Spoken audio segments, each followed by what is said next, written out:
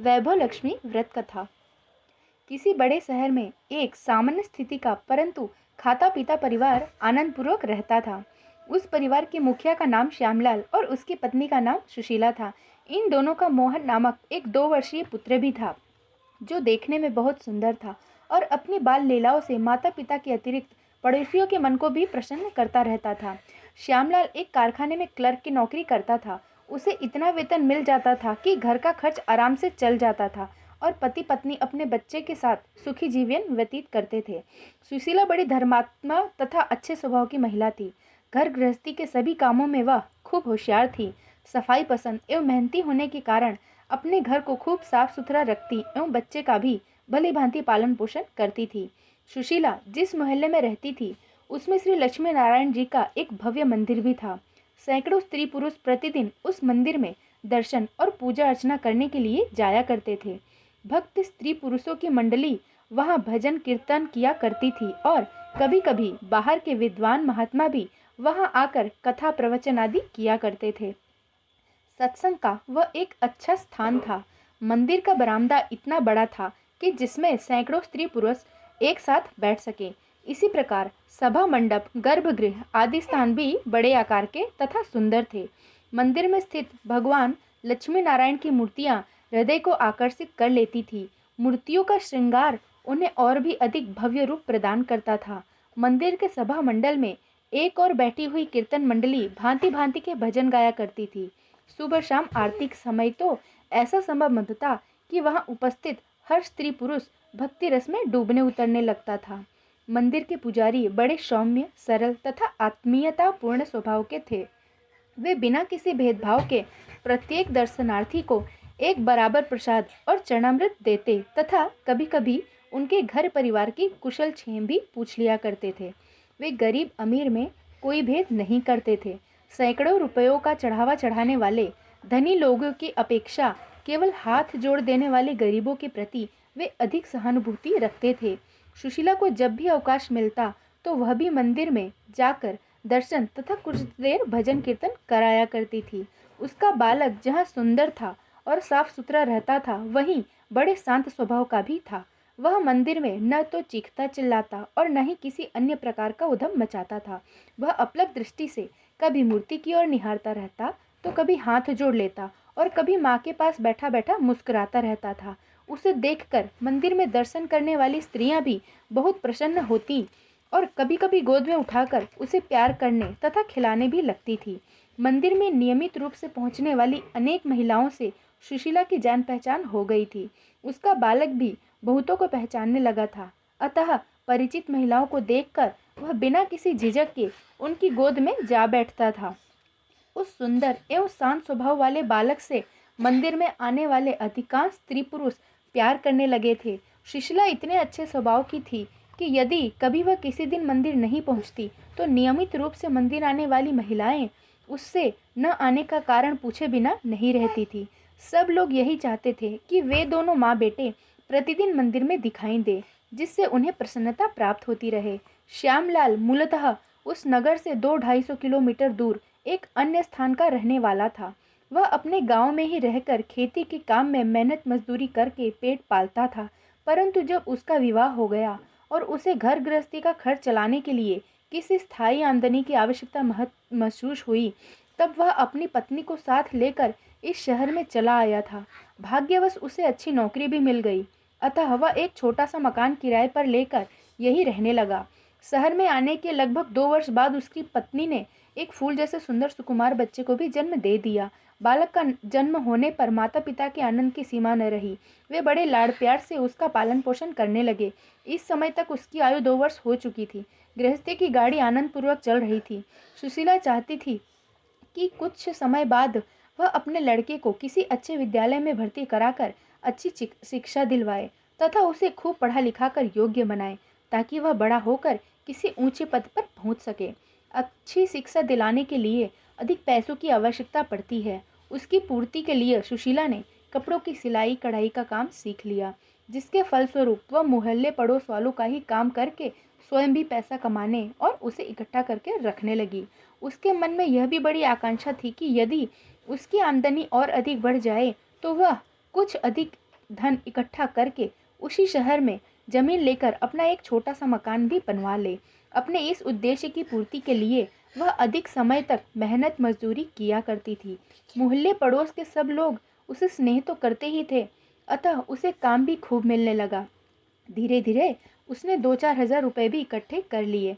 मनुष्य चाहता कुछ है, परंतु भाग्य के विपरीत हो जाने से उसका उल्टा हो जाता है। सुशीला के पति ने जब यह देखा कि उसकी पत्नी भी सिलाई कढ़ाई का काम करके कुछ रुपए कमाने लगी है, तो वह भी अधिक रुपया कमाने के उद्देश्य से जुआ, सट्टा, लॉटरी, रेस आदि बुरे कामों की ओर आकर्षित हो गया। दुनिया जानती है कि इन तरीकों से कभी किसी को भी लाभ नहीं हुआ है, बल्कि इन बुरे कामों में गांठ की रकम भी चली जाती है। कभी एकाध बार यदि कोई छोटी मोटी रकम मिल भी जाए तो दूसरी बार उससे दूनी चौगुनी का नुकसान हो जाता है। एक बार जीता हुआ जुआरी बाद में बार बार हारते जाने पर भी लाभ पाने की आशा में स्वयं को बर्बाद करता चला जाता है। अंत में एक दिन ऐसा भी आ जाता है जब न केवल उसकी सारी गांठ की पूंजी समाप्त हो जाती है, बल्कि वह कर्ज के बोझ से भी दब जाता है। श्यामलाल के साथ भी ऐसा ही हुआ। वह जुए सट्टे में अपनी कमाई गंवाता चला गया। सुशीला ने बहुत समझाया, परंतु उसने एक नहीं सुनी। वह उससे हमेशा यही कहता, तुम चिंता मत करो, मैं अगली बार ऐसा जीतूंगा कि अपना गंवाया हुआ सब धन तो ले ही आऊँगा, साथ ही लाखों रुपए और भी आ जाएंगे। जबकि उसके ऐसे सपने कभी भी पूरे नहीं हो सके। जुआरी सट्टेबाज जब अपना धन हारता चला जाता है और एक दिन बिल्कुल खाली हो जाता है, तब वह अपना गम दुख भुलाने के लिए शराब पीना भी आरंभ कर देता है। इसके अतिरिक्त अन्य बुराइयां भी उसे चारों ओर से घेर लेती हैं। उस स्थिति में वह अपनी पत्नी से भी यही आशा करता है कि उसके शौकों को पूरा करने के लिए वह स्त्री कहीं से भी पैसा लाकर उसे दे। यदि स्त्री ऐसा न करे तो उसे मारता पीटता तथा गाली गलौज भी देता है। ऐसी स्थिति में पतिव्रता पत्नी को जिन संकटों का सामना करना पड़ता है और उसकी जो दुर्दशा होती है, उसके विषय में क्या कहा जाए। श्यामलाल ने भी जुए में हार के गम को दूर करने के लिए शराब पीना शुरू कर दिया। फिर उसने पत्नी से रुपयों की मांग शुरू कर दी। नौकरी से तो जो वेतन मिलता था उसे वह पहले ही फूंक देता था, जिसके कारण सुशीला को घर खर्च चलाना भी मुश्किल हो गया था। अब पति की मांग पर उसने धीरे धीरे अपनी इकट्ठी की हुई सारी पूंजी भी दे डाली। इसके बाद घर के सामान का बिकना आरंभ हुआ। सुशीला पेट भरने के लिए जी तोड़ परिश्रम करने लगी, परंतु जब खाने को ही पूरा नहीं मिलता था तो उसका शरीर भी जवाब देने लगा। धीरे धीरे वह अनेक बीमारियों का शिकार बन गई, परंतु उसके पास इलाज के लिए पैसे कहाँ थे। उसका छोटा बालक भी भूख के मारे रोने चिल्लाने लगा और उसका फूल जैसा सुंदर शरीर थोड़े ही दिनों में ठठरी जैसा हो गया। सुशीला का मंदिर जाना भी छूट गया। उधर काम पर न जाने के कारण उसके पति की नौकरी भी छूट चुकी थी, अतः आमदनी के सभी रास्ते बंद हो गए। सुशीला रात दिन भगवान से प्रार्थना करते हुए यही कहा करती थी, हे प्रभु, आप मेरे पति की बुद्धि को ठीक करो, इन्हें गलत रास्ते से हटाओ, हमारे घर की गरीबी दूर करो और मुझे इतना साधन तो अवश्य दो कि मैं अपने छोटे बालक की प्राण रक्षा कर सकूं। परंतु बहुत दिनों तक सुशीला की प्रार्थना का कोई असर दिखाई नहीं दिया। जब दुकानदारों ने खाने पीने का सामान भी उधार देना बंद कर दिया, तब उसके हाथ में सिलाई कढ़ाई को सुई पकड़ने की ताकत भी नहीं रही। तब एक दिन वह घर में रखे हुए लक्ष्मी जी के चित्र के सामने बैठकर आंसू बरसाती हुई इस प्रकार कहने लगी, हे माता, अब मुझसे यह कष्ट सहन नहीं होता। अपने छोटे बच्चे को अब मैं अपने प्राण देकर भी नहीं बचा पाऊंगी, तथा मेरे पति के तो किसी भी तरह सुधरने की कोई आशा ही नहीं रही है। इस समय वे बाहर गए हैं, परंतु थोड़ी देर बाद घर में घुसते ही वे मुझसे शराब पीने के लिए पैसे मांगेंगे, जबकि आज तो मेरे पास न तो एक भी पैसा है और न घर में कोई ऐसी वस्तु ही बची है जिसे बेचकर मैं उन्हें कुछ दे सकूं। मैंने कल से स्वयं तो कुछ खाया ही नहीं है। आज मेरा बच्चा भी सुबह से भूखा है। दूध पिलाना तो दूर, मैं उसे रोटी का एक टुकड़ा खिला पाने की स्थिति में भी नहीं हूँ। अगर भीख मांगने के लिए निकलूं तो अव्वल तो मुझसे मांगी ही नहीं जाएगी, और जिससे मांगूंगी वह भी मेरी हालत को देखकर तरह तरह के प्रश्न पूछेगा। उसके उत्तर मैं कैसे दे पाऊंगी। हे माता, अब तो केवल एक ही रास्ता बचा है कि तुम मुझे और मेरे बच्चे को अपने पास बुलाकर इन सब संकटों से छुटकारा दिला दो, अन्यथा आज मैं फांसी लगाकर अपने प्राण त्याग दूंगी। हे माता लक्ष्मी, मुझ पर दया करो, माँ दया करो।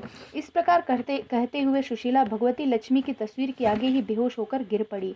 उसका बच्चा माँ की हालत देखकर पहले तो कुछ देर रोया, फिर वह भी निढाल होकर माँ के पास ही गिर पड़ा और बेहोश हो गया। बेहोशी की हालत में थोड़ा ही समय बीता था कि अचानक ही सुशीला को यह अनुभव हुआ कि उसके सिर पर किसी ने प्यार का ऐसा हाथ रख दिया है जिसके कारण उसका पूरा शरीर प्रसन्नता से भर गया है और अब किसी भी प्रकार का दुख दर्द बाकी नहीं बचा है। ऐसी आश्चर्यजनक स्थिति की उत्पन्न होते ही बेहोश सुशीला ने अपनी आंखें खोली तो देखा एक श्वेत केश वाली परंतु परम सुंदरी वृद्धा स्त्री उसके सामने बैठी हुई है और वही उसके सिर पर हाथ रखे हुए हैं। सुशीला के आंख खोलते ही वृद्धा ने बड़े प्यार से सहारा देकर उसे बैठाया, फिर पूरे चेहरे पर हाथ फेरने के बाद बोली, बेटी, अब तेरे दुखों का अंत आ गया है, तू घबरा मत। तूने श्री लक्ष्मी नारायण जी के मंदिर में जाकर सच्चे मन से उनकी जो भक्ति की थी उसका फल अब तुझे मिलने वाला है। मैं उसी मंदिर के पुजारी की माँ हूँ। कई दिनों से जब तू मंदिर में नहीं दिखाई दी तो मेरे लड़के को तेरी चिंता हुई और आज उसने मुझे यह कहकर भेजा है कि मैं तेरा हालचाल देख आऊं। अपने एक सेवक के हाथों उसने तेरे लिए कुछ खाने पीने का सामान भी भिजवाया है जो उस कोने में रखा है। तू उसे स्वीकार कर और मेरी बात मानकर अगले शुक्रवार से भगवती वैभव लक्ष्मी का व्रत आरंभ कर दे। उस व्रत के प्रभाव से तेरी सभी मनोकामनाएं पूरी होंगी। तेरा पति कुमार्ग को त्याग कर सही रास्ते पर आ जाएगा और तेरे घर में धन संपत्ति की दिन दूनी रात चौगनी वृद्धि होती रहेगी। तेरा बालक भी उस व्रत के प्रभाव से खूब हृष्ट-पुष्ट, दीर्घजीवी, बुद्धिमान तथा सुयोग्य बनेगा और बड़ा होकर अपने माता पिता के श्रेयस की वृद्धि करेगा। यह सुनकर सुशीला ने कहा, हे माता जी, श्री वैभव लक्ष्मी का व्रत किस प्रकार किया जाता है यह बताने की कृपा भी करें। वह बोली, हे पुत्री, वैभव लक्ष्मी का व्रत करना बहुत सरल है। इस व्रत को किसी भी शुक्रवार से आरंभ किया जा सकता है तथा व्रत आरंभ करते समय यह संकल्प भी लेना चाहिए कि मैं इस व्रत को 5, 11, 21, 31, 51 अथवा 101 शुक्रवार तक करूंगी। प्रारंभ में थोड़ी अवधि का ही संकल्प लेना चाहिए। यदि उस अवधि में मनोकामना पूरी न हो तो व्रतों की संख्या बढ़ा देनी चाहिए। 11-11 की संख्या में बढ़ाते जाना उत्तम माना गया है। जब मनोकामना पूर्ण हो जाए तो उससे अगले शुक्रवार को व्रत का उद्यापन करके संकल्प को पूरा कर देना चाहिए। यदि कोई अन्य कामना शेष रहे तो इस व्रत को नए सिरे से फिर आरंभ किया जा सकता है। यह व्रत केवल धन वैभव की ही वृद्धि नहीं करता बल्कि हर प्रकार की कामनाओं को पूर्ण करके सभी संकटों को दूर करता है। हे बेटी, व्रत आरंभ करने वाले दिन प्रातःकाल शौच स्नानादि से पवित्र हो धुले हुए वस्त्र धारण करने चाहिए तथा दिन में निराहार व्रत रहना चाहिए। सायंकाल किसी लकड़ी की चौकी अथवा पाटे पर लाल रंग का वस्त्र बिछाकर उसके ऊपर एक मिट्टी का अथवा सोने चांदी कांसे या तांबे का पात्र स्थापित कर उसमें सोने की कोई चीज जेवर आदि रखें तथा उसके पास ही ताम्र पत्र पर अंकित श्रीयंत्र को स्थापित करें। यदि कपड़ा न हो तो चावलों की ढेरी पर ही बर्तन तथा श्रीयंत्र को रखना चाहिए। यदि तांबे का श्रीयंत्र उपलब्ध न हो तो पुस्तक में भी छपे हुए श्रीयंत्र का उपयोग किया जा सकता है। वैभव लक्ष्मी के व्रत में स्वर्ण यानी कि सोना तथा श्रीयंत्र की पूजा करना आवश्यक है। यदि घर में सोना बिल्कुल न हो तो उसके स्थान पर चांदी अथवा किसी सिक्के को भी रखा जा सकता है। यंत्र तथा स्वर्ण की स्थापना करने के बाद जल, रोली, चंदन, चावल तथा फूलों से उनका पूजन करना चाहिए। बतासे अगर न हो तो थोड़ी सी शक्कर तथा फलों यदि हों तो उनका भोग लगाना चाहिए तथा आटे को घी में भूनकर उसमें चीनी मिलाकर तैयार की गई पंजीरी का भी भोग लगा सकते हैं। इसी पंजीरी को पूजा के समय उपस्थित लोगों को प्रसाद के रूप में देना चाहिए। यदि संभव हो तो पंजीरी में केला, सेब, अमरूद तथा खीर के टुकड़े भी मिलाए जा सकते हैं।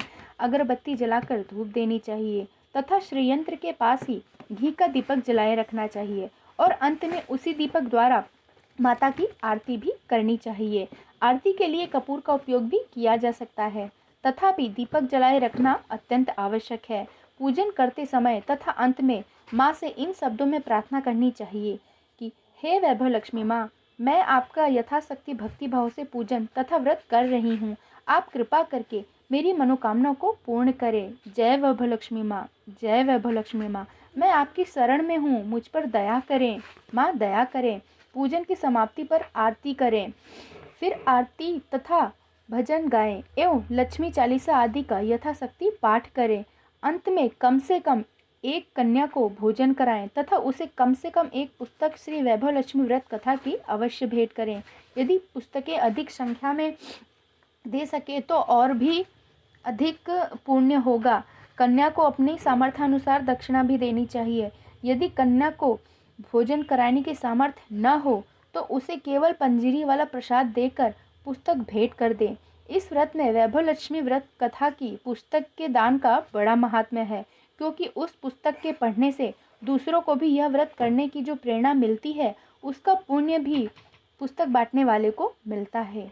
हे बेटी, जब संकल्प किए हुए व्रतों की संख्या पूरी हो जाए, उस दिन व्रत के उद्यापन में कम से कम 7 छोटी कन्याओं को अपने घर में बुलाकर उन्हें मनपसंद भोजन कराना चाहिए। भोजन में खीर का होना आवश्यक है तथा यथाशक्ति दक्षिणा के साथ ही व्रत कथा की पुस्तकें भेंट में देनी चाहिए। इस प्रकार व्रत करने से माता वैभव लक्ष्मी व्रत करने वाले की कामना अवश्य पूरी करती हैं। अतः तुम भी इस व्रत को कल आने वाले शुक्रवार से ही आरंभ कर दो, तुम्हारे सब दुख दूर हो जाएंगे। यह सुनकर सुशीला अत्यंत प्रसन्न हुई। उसने श्रद्धा भक्ति भाव से अपना मस्तक वृद्धा माँ के चरणों में रख दिया। 2 क्षण बाद जब उसने अपना सिर ऊपर उठाया तो उसे वहां कोई भी दिखाई नहीं दिया। वह वृद्धा माँ स्वप्न में देखे गए चित्र की भांति न जाने कहाँ गायब हो गई थी। सुशीला यह देखकर आश्चर्यचकित रह गई। उसी समय उसे यह अनुभव भी हुआ कि उसकी दुर्बलता भी दूर हो गई है तथा उसमें शारीरिक शक्ति का नया संचार हो गया है। उसका छोटा शिशु जो अभी तक मूर्छित पड़ा हुआ था, वह भी आंखें खोलकर अपने आप उठ बैठा तथा प्रसन्नता में भरकर किलकारियां मारने लगा। ऐसा प्रतीत होता था जैसे उसे न तो कभी भूख प्यास लगी थी और न किसी प्रकार की कमजोरी ही आई थी। यह देख सुशीला की प्रसन्नता का ठिकाना न रहा। फिर उसने उठकर घर के कोने में रखी हुई आटे की एक बोरी, घी का कनस्तर, दाल चावल चीनी मसाले आदि वस्तुओं के साथ ही 500 रुपये भी एक थैली में रखे हुए देखे। वृद्धा माँ के बताए अनुसार इन वस्तुओं को मंदिर के पुजारी जी ने अपने सेवक के हाथों भिजवाया था। अतः उन्हें यथास्थान रखने के बाद वह पुजारी जी के प्रति कृतज्ञता प्रकट करने के लिए श्री वैभव लक्ष्मी नारायण जी के मंदिर में गई। पुजारी जी ने उसे देखकर अत्यंत प्रसन्नता में भरकर कहा, पुत्री, आज तो तुम बहुत दिनों बाद दिखाई दी, सब कुशल मंगल तो है ना? यह सुनकर सुशीला बोली, महाराज, आपने दया करके मुझ गरीबीन के घर जो खाने पीने की सामग्री तथा धनराशि भिजवाई है, उसके लिए मैं आपकी बड़ी कृतज्ञ हूँ तथा धन्यवाद देने आई हूँ। अभी कई महीने से मैं गरीबी के भयंकर मार झेल रही थी। मेरे पतिदेव बुरी संगत में पड़कर स्वयं तो बर्बाद हुए ही थे, उन्होंने पूरे घर को भी बर्बाद कर दिया था। हम लोग हर प्रकार से तबाह हो गए थे। उसी लज्जा के कारण मैंने मंदिर आना छोड़ दिया था। आज आपने मेरे लिए खाने पीने का सामान तो भिजवाया ही, अपनी माता जी को भी भेज कर जो मुझे वैभव लक्ष्मी व्रत करने की सलाह दिलाई है, उसके लिए भी मैं आपकी अत्यंत कृतज्ञ हूँ। अब मैं कल से ही इस उत्तम व्रत को आरंभ करूंगी। सुशीला के मुंह से इन शब्दों को सुनकर पुजारी जी आश्चर्यचकित रह गए और उन्होंने कहा, है बेटी, न तो मैंने तुम्हारे यहाँ कोई सामान भिजवाया है और न अपनी माँ को ही भेजा था। तुम यह सब क्या आश्चर्य जैसी बातें कर रही हो? यह सुनकर जब सुशीला ने उनसे पूरा वृत्तांत कहा तथा वृद्धा माँ के स्वरूप आदि का वर्णन किया तो पुजारी जी बोले, बेटी, तुम्हारे ऊपर भगवती वैभव लक्ष्मी माँ प्रसन्न हुई हैं। वे ही वृद्धा का रूप धारण कर तुम्हारे पास पहुंची होंगी और खाने पीने का सारा सामान भी उन्होंने ही भिजवाया है। तुम परम धन्य हो जो तुम्हें इस रूप में माता के दर्शन प्राप्त हुए। मेरा तो अब तक पूरा जीवन माता की सेवा करते हुए ही बीता है, परंतु उन्होंने मुझे इस प्रकार दर्शन देने की कृपा कभी नहीं की। तुमको बारंबार धन्यवाद है। अब तुम माता के निर्देशानुसार श्री वैभव लक्ष्मी व्रत को आरंभ करो। वे तुम्हारी सभी दुखों को दूर करेंगी, तुम्हारे पति को भी सुमार्ग पर ले आएंगी तथा तुम्हारे घर को धन धान्य से भरपूर बना देंगी। पुजारी जी से यह आशीर्वाद पाकर सुशीला अत्यंत प्रसन्न होकर घर लौट आई। दूसरे दिन ही शुक्रवार था, अतः उसी दिन बाजार से श्री यंत्र एवं श्री वैभव लक्ष्मी व्रत कथा की पुस्तक तथा अन्य सामग्री मंगाकर व्रत आरंभ कर दिया। सोने के नाम पर उसके पास नाक की कील ही बची थी, सो उसी को भली भांति धो पोंछ कर उसे पूजा की तस्तरी में रख दिया। संध्या के समय पूजन करके उसने कन्याओं को भोजन कराया तथा उन्हें दक्षिणा एवं पुस्तकें भेंट में दी। फिर स्वयं भी प्रसाद ग्रहण किया। उस दिन रात के समय जब श्यामलाल घर लौटा तो उसके रंग ढंग बिल्कुल बदले हुए थे। आज वह शराब पीकर नहीं आया था और न उसने आते ही पैसों की मांग की, न गाली गलौज ही दी। उसने बड़े स्नेहपूर्वक स्वर में अपनी पत्नी से भोजन की मांग की। तब सुशीला ने पहले उसे माता का प्रसाद खाने को दिया। प्रसाद खाते ही उसकी बुद्धि पूर्ण रूप से शुद्ध हो गई और वह अत्यंत भावुक होकर सुशीला के पांवों पर अपना सिर रखकर रोने तथा इस प्रकार कहने लगा, हे देवी, मैंने तुम्हें बहुत कष्ट पहुंचाए हैं। न जाने मेरे सिर पर कौन सा भूत सवार था जो मैं पतन के गहरे गड्ढे में गिरता ही चला गया, परंतु आज मुझे अपनी उन सब भूलों पर भारी पश्चाताप हो रहा है। तुम मुझे क्षमा कर दो। पति के मुख से ऐसे शब्द सुनकर पतिव्रता सुशीला की आनंद की सीमा न रही। उसने पति को उठाकर अपने हृदय से लगा लिया तथा स्नेहपूर्वक स्वर में बोली, हे नाथ, उसे अब हमेशा के लिए भूल जाइए। भगवती वैभव लक्ष्मी की कृपा से अब हमारे घर में सुख शांति का दोबारा आगमन होगा। अगले शुक्रवार से आप भी मेरे साथ भगवती का व्रत किया करें। सुशीला की बात सुनकर श्यामलाल प्रसन्न हो गया। भोजनोपरांत उसने भी भगवती वैभव लक्ष्मी के व्रत का संकल्प लिया। दूसरे शुक्रवार को पति पत्नी दोनों ने ही विधि विधान पूर्वक माता श्री वैभव लक्ष्मी का व्रत तथा पूजन कर कन्याओं को भोजन कराया तथा उन्हें पुस्तकें भेंट में दी। सुशीला ने पहली बार 5 शुक्रवारों को व्रत करने का संकल्प लिया था। इस अवधि के पूरा होते होते उसके घर का कायाकल्प हो गया। वह धन धान्य से भर गया तथा उसके पति को पहले से भी अच्छी नौकरी मिल गई। उसकी सभी बुरी आदतें दूर हो गई और उसका दाम्पत्य जीवन पहले से भी अधिक सुखी हो गया। सुशीला का बालक भी चंद्रमा की भांति दिन पर दिन बढ़ने तथा आनंद बनाने लगा। उसके बाद सुशीला ने जीवन भर भगवती वैभव लक्ष्मी का व्रत करते रहने का संकल्प ले लिया और वह हर शुक्रवार को व्रत करने लगी। माता के व्रत की महिमा देखकर उसकी जान पहचान की स्त्रियां भी सुशीला से प्रेरणा तथा मार्गदर्शन पाकर वैभव लक्ष्मी माता का व्रत रखने लगी। उन सभी की भी समस्त मनोकामनाएं पूर्ण हुई तथा सभी के घर धन धान्य तथा आनंद से भर गए। श्री वैभव लक्ष्मी के व्रत की ऐसी ही महिमा है। व्रत की समाप्ति पर इस महात्म्य कथा को या तो स्वयं पढ़ें या तो किसी अन्य से पढ़वाएं और सुने। लक्ष्मी माँ का पूरा फल आपको प्राप्त होगा। भगवती वैभव लक्ष्मी ने जिस प्रकार सुशीला के संकटों को दूर किया, उसी प्रकार वे अपना व्रत करने वाले अन्य लोगों के संकटों को भी दूर करें। जय वैभव लक्ष्मी माँ, आपकी सदा ही जय हो।